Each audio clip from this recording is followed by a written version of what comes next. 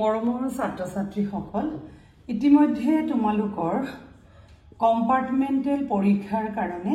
কেইটামান ভাল খবৰ আহিছে কম্পাৰ্টমেন্টেল এক্সাম 2025 এই ভাল খবৰকিটা তোমালোকে চোৱা তোমালোকে বহুত ছাত্ৰ ছাত্ৰীয়ে মোক সুধিছা যে বাইদেউ আমাৰ পৰীক্ষাত আমি এমসিকিউত কিমান পাব লাগিব 12 কৰিছো এতিয়া চোৱা এমসিকিউ তোমালোকৰ 5 মাৰ্ক হৈছে 13 গতিকে 12 কইলে তো 12 হে পাবা এমসিকিউ তো ধৰা এক এককে থাকে ন তাপটো বহাবলে বহুত অসুবিধা গতিকে মই তথাপিও এটা কথা কওঁ শুনা যে জিমান পাৰে যে তোমালোকক মানে পাস কৰাব ট্ৰাই কৰিব কাৰণ তোমালোকে পাস যদি নকৰাই তোমালোকেও তো আশাত বহি আছা কিন্তু তোমালোকৰ কথা হৈছে কি তোমালোকে যিখন ডেসক্ৰিপটিভ পেপাৰ আছিলে সেইখনত মই বাৰে বাৰে কৈছো তোমালোকে যদি লিখিছা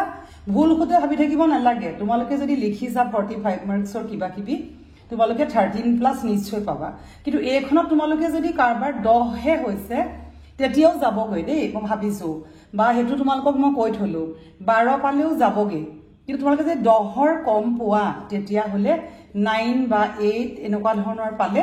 তোমালোকৰ কিন্তু হেতুত মই ক'ব নোৱাৰিম যে তোমালোকৰ ৰিজাল্ট কেনেকুৱা হ'ব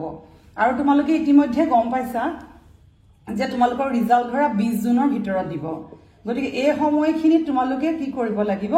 তোমালোকৰ আৰু জিজি শিকিবলগীয়া আছে বহুত কাৰণ তোমালোকে কি পঢ়িব লাগিব এইচএস পঢ়িব লাগিব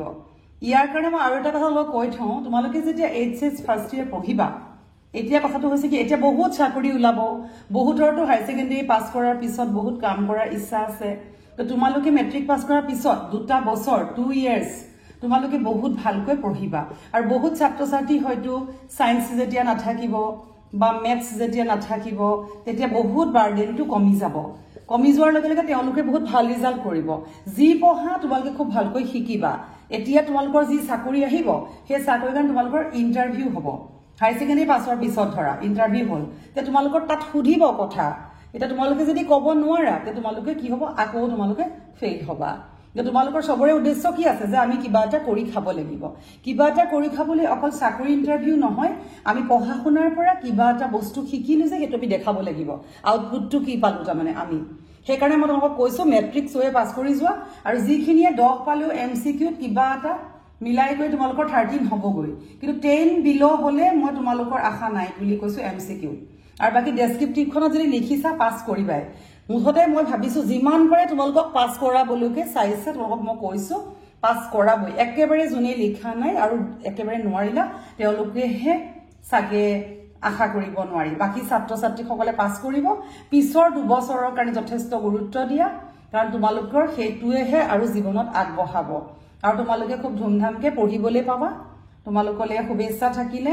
আৰু বিছত স্কলাৰশিপৰ যি ভিডিও থাকিব তোমাক মই দি থাকিম তোমালোকে ভিডিওটো এটা লাইক কৰিব নাপাহৰিবা যিমান পাৰা সিমান শেয়াৰ কৰিবা আৰু নতুনকৈ অহাসকলে সাবস্ক্ৰাইব কৰিবা ধন্যবাদ